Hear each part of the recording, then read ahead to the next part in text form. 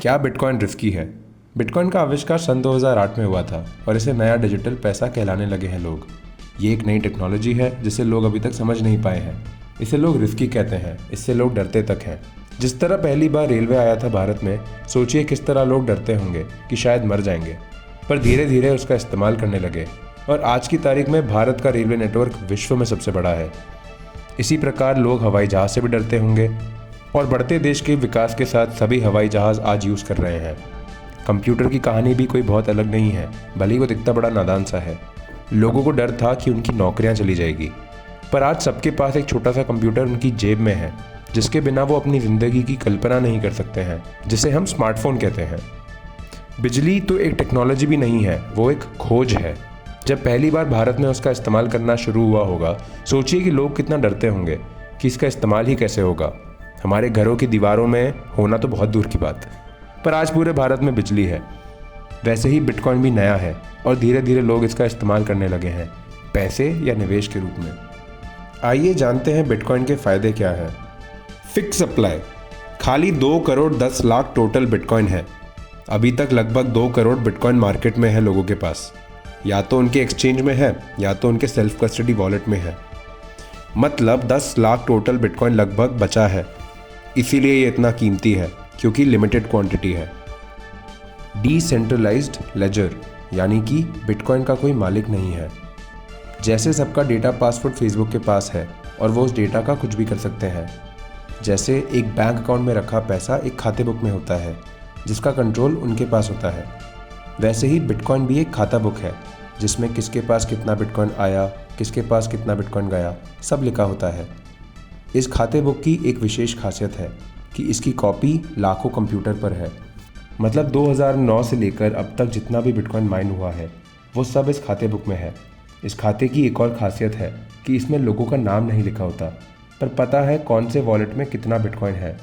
सब कुछ आपकी आंखों के सामने है, जिससे आप ये देख सकते हैं कि आपके पास कितना बिटकॉइन है और दुनिया में टोटल कितना बिटकॉइन है। जब लाखों मशीन लगी हुई है, तो अगर 50,000 मशीन बंद भी हो गई तो भी बिटकॉइन नेटवर्क चलता रहेगा। जैसे कि चाइना ने बिटकॉइन बैन किया था 2018 में, तब भी बिटकॉइन चल रहा था। जिस तरह व्हाट्सएप बंद हो गया था एक दिन 2022 में, तब भी बिटकॉइन चल रहा था। जिस तरह यूपीआई बोलता है नेटवर्क एरर, बिटकॉइन तब भी चल रहा था। जिस दिन एक कंप्यूटर इंटरनेट के साथ चल रहा है, बिटकॉइन तब तक चल रहा है। इसी को कहते हैं डिसेंट्रलाइजेशन, जिसका मतलब इस खाते बुक का कोई मालिक नहीं है। पीयर टू पीयर नेटवर्क, यानी कि डायरेक्ट बात करना। बिटकॉइन की सबसे बड़ी खासियत यह है कि आपको बिटकॉइन भेजने के लिए किसी की परमिशन की ज़रूरत नहीं है। ये कैश की तरह काम करता है। एक सबसे सिंपल समझने का तरीका यह है कि जिस तरह हम लोग बचपन में टॉरेंट से मूवी डाउनलोड करते थे, किसी की परमिशन का वेट नहीं करते थे, कोई सिनेमा हाउस हमें रोक नहीं सकता था, उसी तरह बिटकॉइन में आप किसी को भी बिटकॉइन भेज सकते हो, किसी से भी बिटकॉइन ले सकते हो और उसको होल्ड कर सकते हो। किसी दलाल से बात करने की ज़रूरत नहीं है। माइनिंग या प्रूफ ऑफ वर्क, बिटकॉइन हवा से नहीं आता है, उसका उत्पादन होता है बिजली से। ये एक स्पेशल टाइप का कंप्यूटर से बनता है, जिसे एसिक मशीन कहा जाता है। बिटकॉइन कमाने के लिए बिजली, एसिक मशीन और इंटरनेट चाहिए होता है। ये मशीन एक क्वेश्चन का आंसर देता है, अगर जवाब सही है तो बिटकॉइन मिलता है। जैसे कि ऊपर 1 करोड़ गेंदे हैं, इनमें से कौन सा वाला इस ग्लास में गिरेगा। इस मशीन की तरह लाखों मशीन्स ये प्रॉब्लम सॉल्व कर रहे हैं। जिसने पहले सॉल्व कर दिया उसे बिटकॉइन मिल जाएगा। ये मशीन एक सॉफ्टवेयर रन कर रहे हैं और इसी सॉफ्टवेयर को बिटकॉइन कहा जाता है। इस सॉफ्टवेयर को प्रूफ ऑफ वर्क भी कहा जाता है। काम करने पर ही रिवॉर्ड मिलता है बिटकॉइन में, बैठे बैठे कुछ नहीं मिलता है। जैसे कि आप कैंडी क्रश खेल रहे हो, अगर आप अच्छा खेलोगे तो ही कॉइन्स मिलेंगे। वैसे ही मशीन भी गेम खेल रहे हैं, जो अच्छा खेलेगा और सबसे पहले क्वेश्चन सॉल्व करेगा, उसको नए बिटकॉइन मिल जाएंगे। ये गेम के रूल्स हैं कि हर मशीन को 10 मिनट टाइम मिलेगा क्वेश्चन सॉल्व करने का। अगर बहुत मशीन्स लगी हुई है प्रॉब्लम सॉल्व करने के लिए, तो प्रॉब्लम और डिफ़िकल्ट हो जाएगा, ताकि 10 मिनट में ही नया बिटकॉइन आए। इसको ही डिफ़िकल्टी एडजस्टमेंट कहा जाता है। अगर आप बिटकॉइन में ये समझ गए तो आप बिटकॉइन का जादू समझ गए। प्रूफ ऑफ वर्क को हिंदी में कहा जा सकता है काम करने पर पैसा मिलना। बिटकॉइन एक फ्री, ओपन और परमिशनलेस नेटवर्क है। इसका मतलब बिटकॉइन में भागीदारी कोई भी ले सकता है, खाली बिजली, वाईफाई और एसिक मशीन लगता है। अगर काम करोगे तो पैसा मिलेगा, काम नहीं करोगे तो बिटकॉइन भी नहीं मिलेगा। यही चीज़ है जो बिटकॉइन को अलग बनाता है बाकी सारे क्रिप्टो करेंसी से। अगर सरल शब्दों में कहूँ तो बिटकॉइन समझने के लिए आपको टेक्निकल या कंप्यूटर साइंस भी समझने की ज़रूरत नहीं है। यहाँ तक कि मैं कहूँगा आपको अर्थशास्त्र समझने की भी ज़रूरत नहीं है। आपको समझने की ज़रूरत है पर्सनल रिस्पॉन्सिबिलिटी या जिम्मेदारी। अगर आपको चॉइस मिला जाए कि आप एक जंगल में शेर की तरह रह सकते हो या फिर एक ज़ू में शेर की तरह रह सकते हो, आपको कहा जाएगा कि ज़ू में आपको मुफ्त का खाना मिलेगा, शिकार नहीं करना पड़ेगा, शिकार करने का डर भी नहीं रहेगा और आपका एक सेफ घर होगा।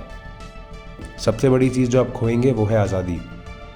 जंगल में आप शेर की तरह रह सकते हैं, अपनी पूरी आज़ादी के साथ रह सकते हैं और सबसे बड़ी चीज़ अपनी चॉइस खुद लेते हैं, अपने निर्णय आप लेते हैं।